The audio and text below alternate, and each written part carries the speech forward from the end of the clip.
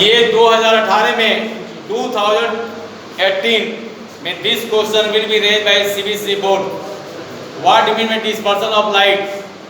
How can you write any answer of this question? किसी भी प्रश्न का जवाब देने से पहले क्वेश्चन को समझना पड़ता है. Always I am saying 50% answer will be inside the question. What do mean by dispersion of light? क्योंकि डिस्पर्सन ऑफ लाइट क्या है, तो कहते हैं कि इसको जवाब देने के लिए, इसका आंसर लिखने के लिए हम कहेंगे क्या कि when sun ray incident on the surface of the prism that will be splitted into 7 part. That will be split in the 7 part. Or this process is known the dispersion of light. It means the sun ray will be splitting in the 7 part. It's called the dispersion of light. ये सूर्य के प्रकाश के 7 भागों में बंटने की प्रक्रिया को dispersion कहते हैं, डिस्पर्सन ऑफ लाइट करते हैं. और उसके बाद अगला क्वेश्चन पूछता है what do mean bye spectrum? What do mean bye spectrum?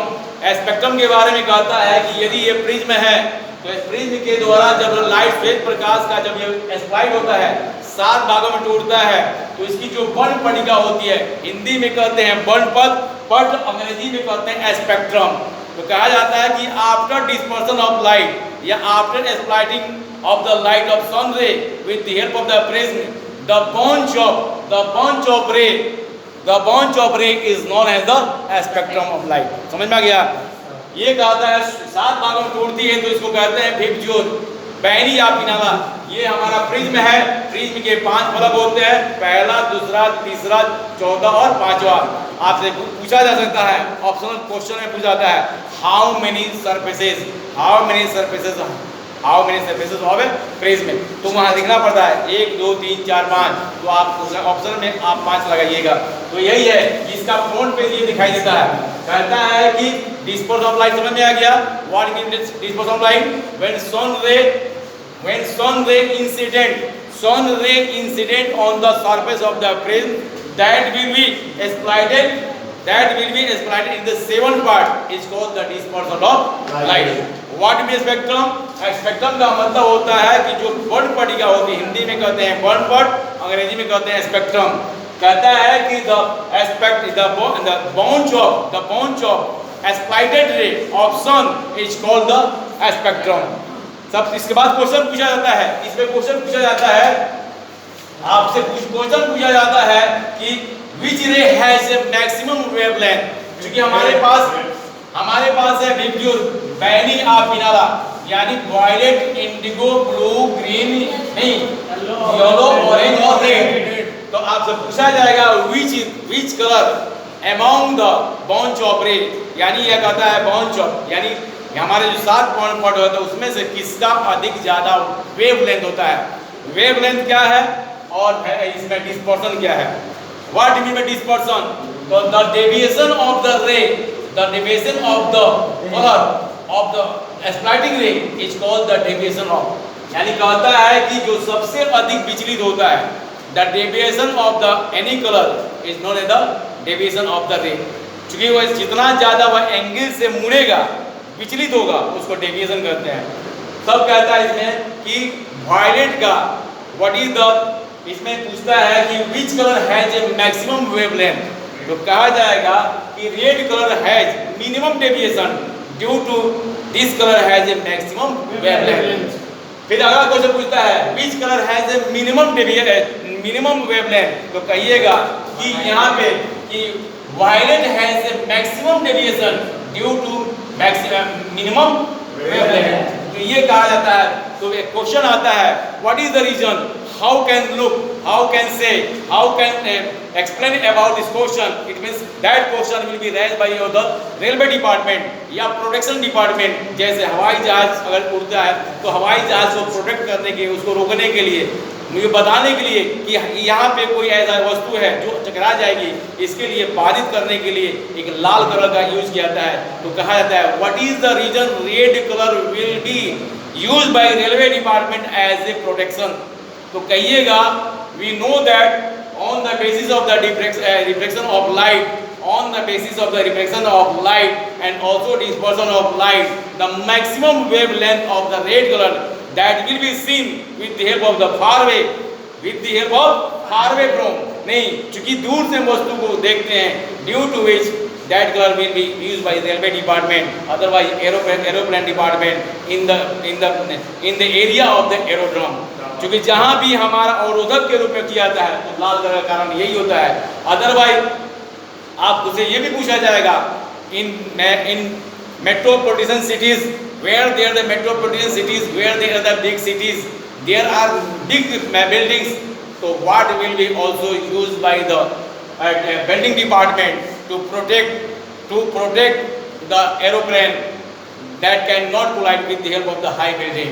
यानी बड़े बड़े शहरों में बड़े बड़े बिल्डिंग बनाए जाते हैं, 20 मंजिल 25 मंजिल जब बिल्डिंग बनाए जाते हैं तो उनके लिए हम क्या कर सकते हैं, तो उसके लिए रेड बॉल का यूज करते हैं. Red ball will be use by the building department. Building means मकान बनाने वाले के द्वारा, डिपार्टमेंट के द्वारा, या owner of the building will be use, यानी red ball will be use by builder और building department to protect aeroplane, because the height of the aeroplane will be equal, then accident will be done.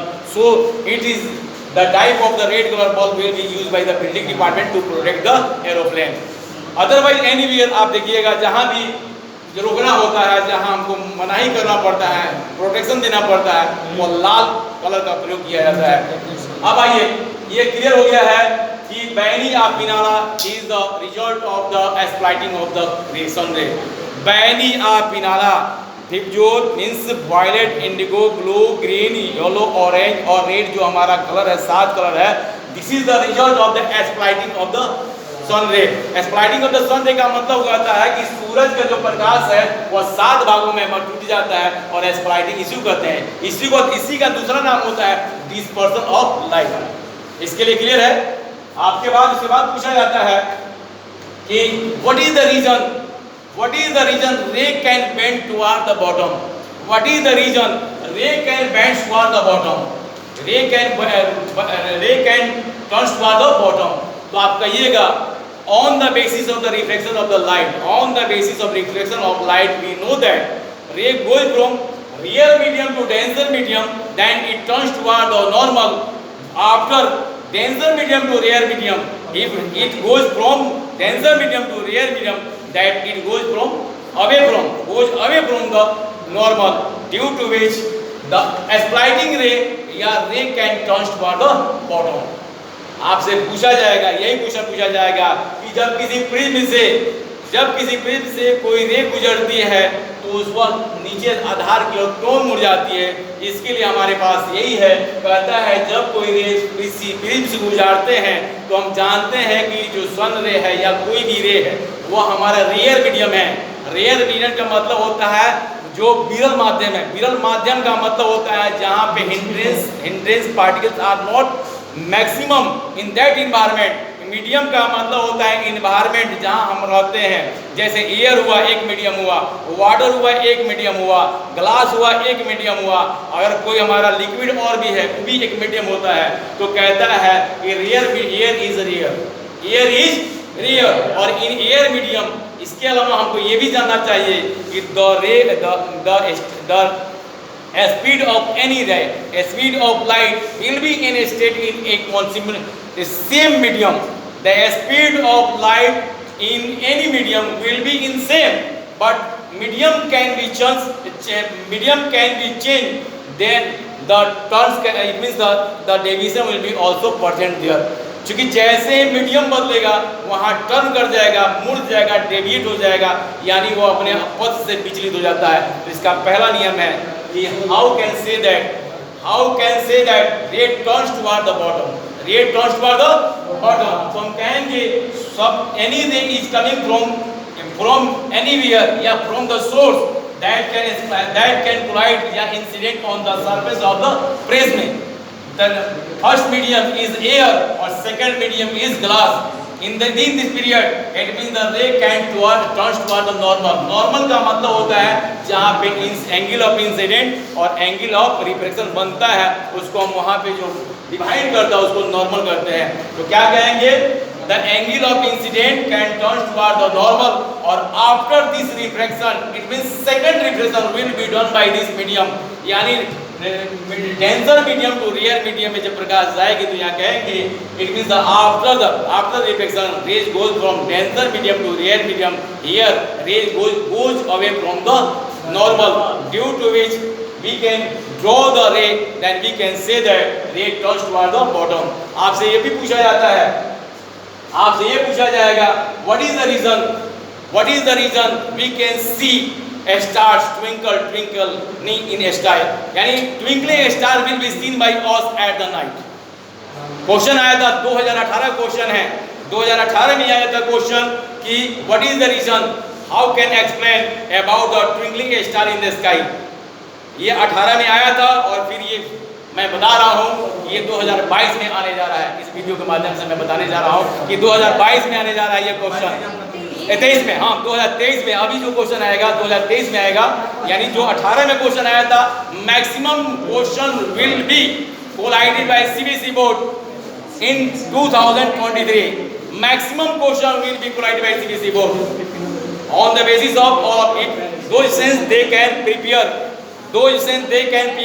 prepare the question of the 2018. 2018 का जो question तैयारी करेगा वो 2023 में वो question आने जा रहा है. Maximum question will be write by CBSE board. If you can read hardly, then no students have a problem to write any answer of question. But all of you have to read hardly and you have to remember the all answer of a question to write neat and clean in your the paper. आप अपने paper में साफ सुथरा लिखने के लिए आज से अपने दिल को बना लीजिए कि मुझे तैयारी अच्छी तरह से करनी है.